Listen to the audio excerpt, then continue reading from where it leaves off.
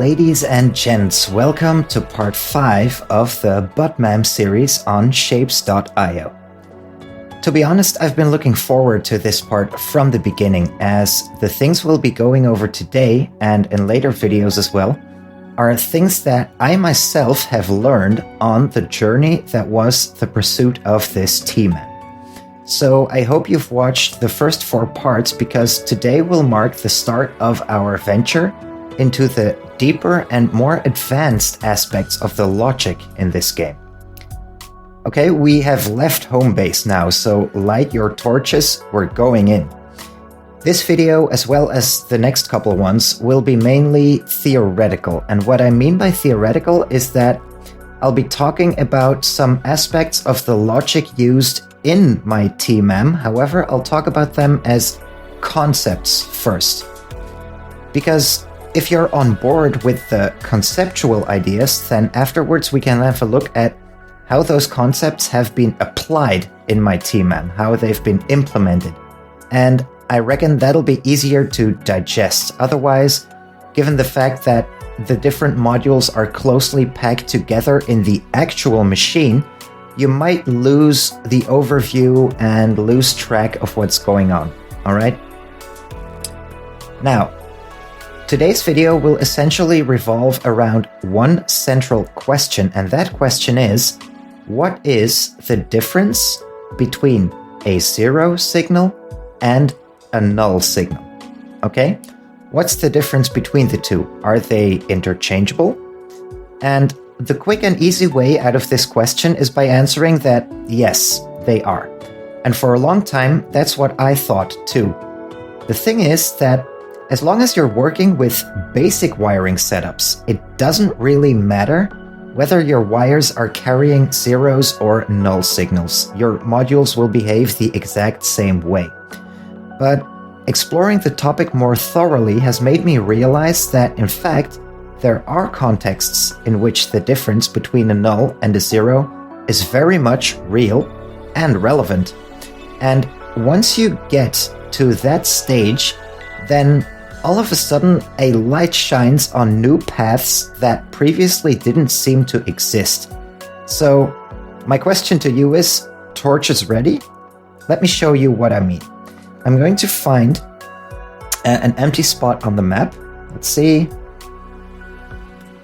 How about right here? Okay, and first of all, I'm going to create a little setup.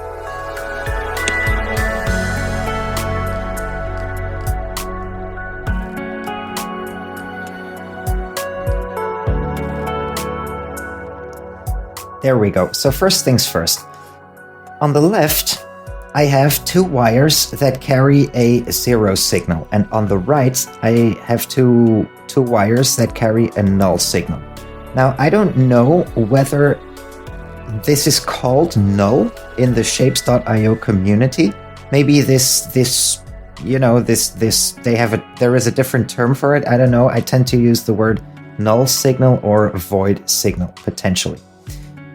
Now, either way, a zero signal you can recognize very simply by the fact that if you hover your mouse over the wire, you can see a 0.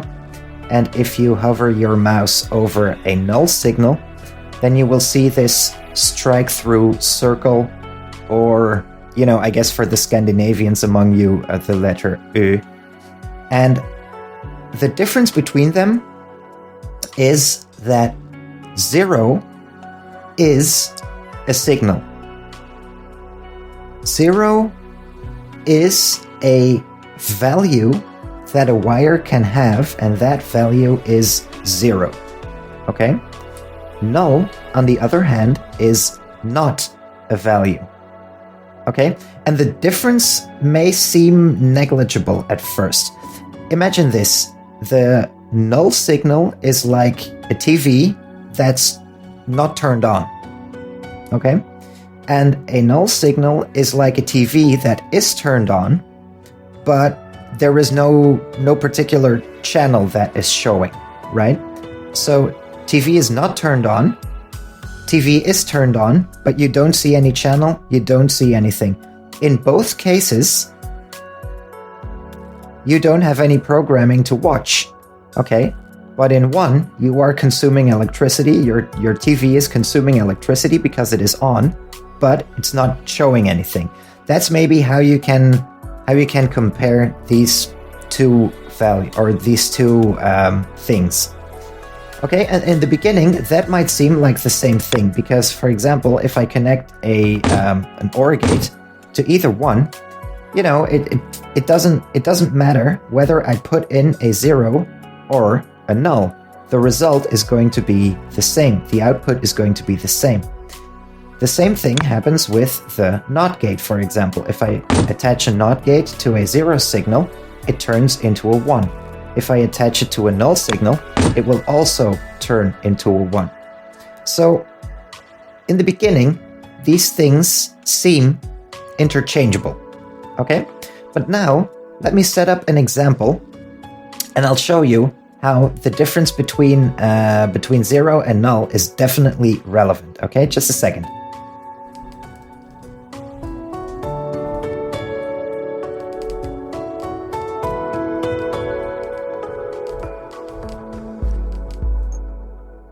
Okay, so let's talk about the filter.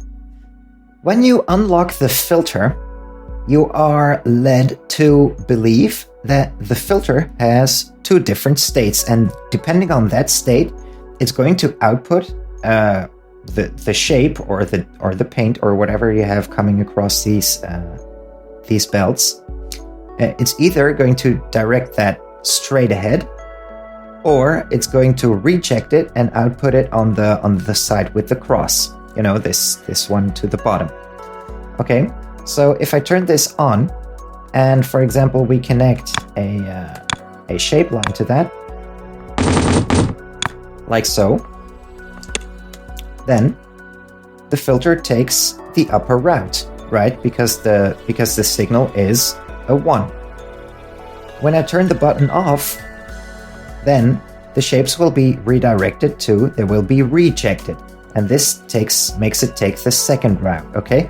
So we can use the filter, and we can use it as a splicer, as a fork in the road that, depending on a certain criterion that you can decide for yourself, is going to direct your shapes or your paint or whatever, either one route or the other. But actually, when you think about it, the filter does have a 3rd state, and that state is the jammed state. When I remove this button, right, then the 0 signal that this filter is receiving right now will turn into a null signal, and that will jam the filter, like so. And when you get a little creative, now, rather than, you know, thinking this is a completely useless thing, we can actually consider this jammed state as a 3rd state that is not triggered by neither 1 nor 0, but by null. So we can start regarding the null as a value that we can use to our advantage. For example, consider this. We have created a fork in the road with 2 possible ways. However, if we get a little creative, like for example so, then we can create a 3-ways fork in the road. Okay? There we go. So now, what I can do is, if I connect the button, and it is a 1, let's just wait for this to clear out. There we go. If it is a 1, my shapes take the top route. If it is a 0, my shapes take the bottom route. Okay? And if it is a null, then my shapes take the 3rd route. So this is how you can use the null signal to create opportunity, to create extra options where you previously might not have seen them. Okay? Now, let's push the boundaries a little further. Let me create a little extra setup right here, okay?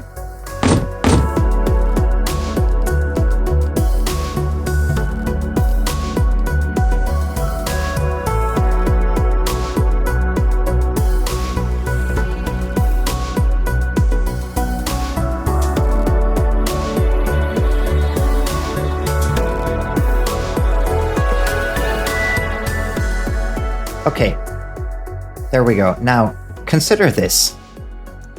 Remember how I spoke about connecting two modules and encoding values and whatnot? Next to the filter, the comparing unit is another unit that has three possible states. The states it can have is 1, 0, and null. So, let's assume that I would want to build a machine now that if we have red running across this belt reader right here, then these shapes will take the red route. If we have blue, then we take the blue route. And if we have neither, then we take the middle route. Okay? Let's see how we could set that up. So we have this belt reader, and we're going to connect it to the comparing unit. And you see that at this moment, the comparing unit has no value. So when I attach a wire to that, the output will be a null signal. Okay?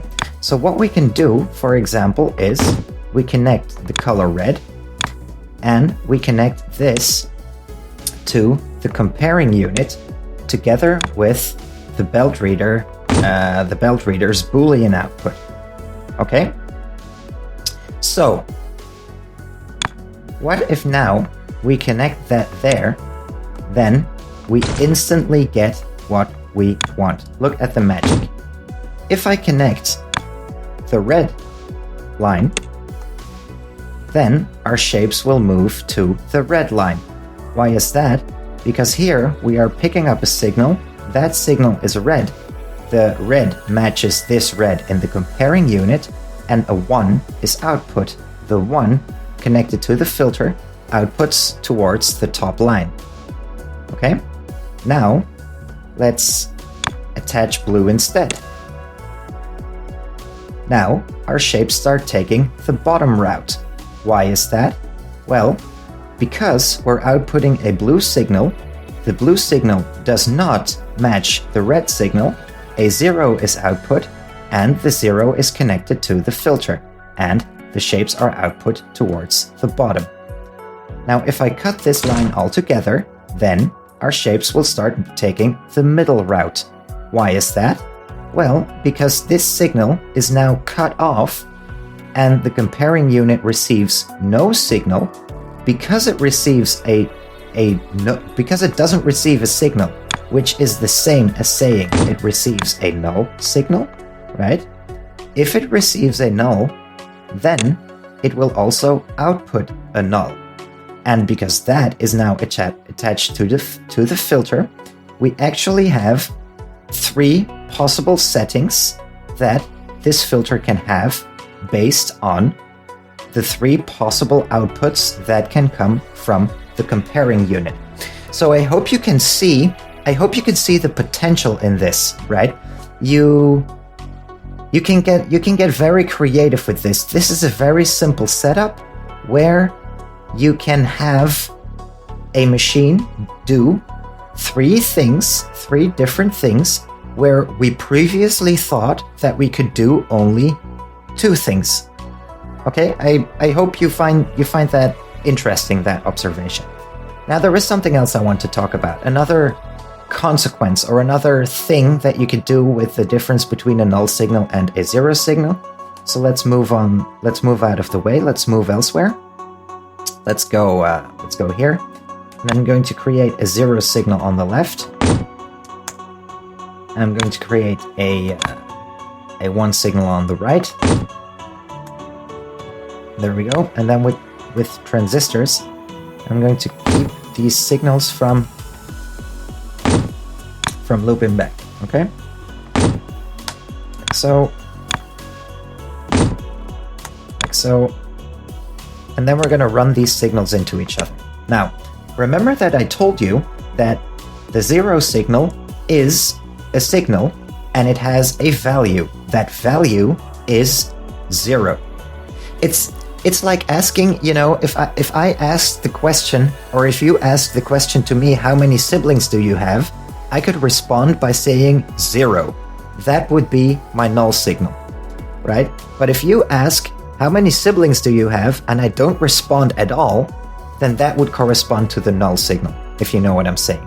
A consequence of that fact is that since both 0 and 1 are values that a wire can carry, this means that when they run into each other, they also conflict. So if I connect this wire in the middle right here, you see that it shows like the invalid sign, okay? We have two conflicting, contradictory signals that cannot be together on this same line. That's why you see the red triangle with the exclamation mark right here. That is for the 0 signal. However, if I take away this constant 0 signal right here, then this wire will transform into a null. And the null does not conflict because it is not a value, right? So the 1 takes over, and out of these potential candidates, out of these lines, the 1 signal is carried on. Okay, so a very important distinction is that a 0 and a 1 conflict, and a 0 and a null and a 1 do not conflict. And this doesn't have to be a 1, by the way. This goes for any other value that you can put on your wire, right? So it is not the same as 0.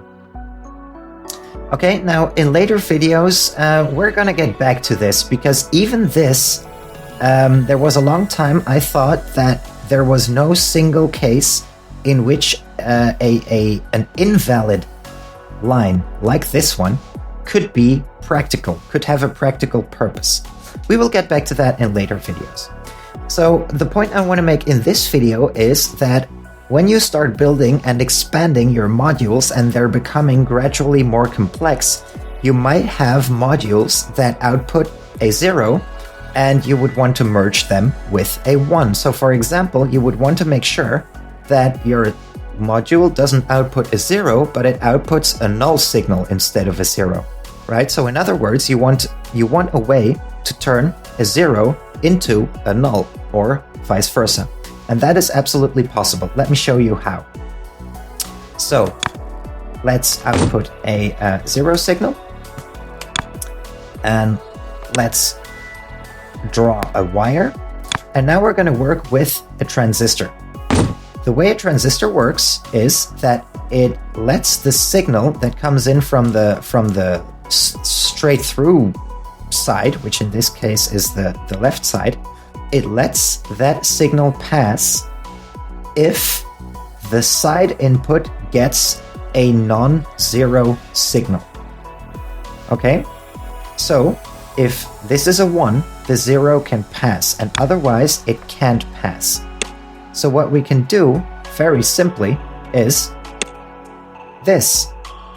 Now, since the transistor is not receiving its input, the 0 is not allowed to pass. The 0 is blocked, and a null signal will be the result. Whereas if you put a 1 here, the 1 will be allowed to pass. And if you put any other shape here, any value here that isn't 0, then the shape is allowed to pass. But if it is 0, it will turn to a null. That's a very convenient trick because, as you see, it only takes up 4 cells, so it's very space efficient as well. All right, and the advantage of this is that you can also you can weave this neatly around the corner, like so. When you advance, you start building modules. Look at this. You will want to condense this as much as possible. You want your space efficiency to be as high as it can be. You want to build compact modules for as far as you can. And in that sense, a module like this one that takes only 4 cells to transform one signal into another, that's a very efficient solution, okay? So you can use this to turn a 0 into a null, but otherwise you can let any other signal, you could just let it pass. Okay, Now, let's try the reverse. We have a null signal here, and we want a 0. We want to transform that into a 0. Well, the way we could do that is actually super simple. You just take 2 NOT gates. Why is that? Well, because when you feed a null into a NOT gate, it will turn into a 1. And if you turn that back, it turns into a 0. And now you have effectively turned a null signal into a 0 signal. A variation on that is if you want to go around the corner, right? The only thing you need is an OR gate. Super simple. Okay, we have successfully transformed our null signal into a 0 signal by going around the corner. And the only thing that you need to pay attention to in this layout is that you don't accidentally draw a line here, because you would have to make sure that it doesn't connect to the other side of the OR gate or something like that. Okay? So that is how you can transform a null into a 0. And again, if you have a 1 here, then the 1 is allowed to pass, but a null will turn into a 0.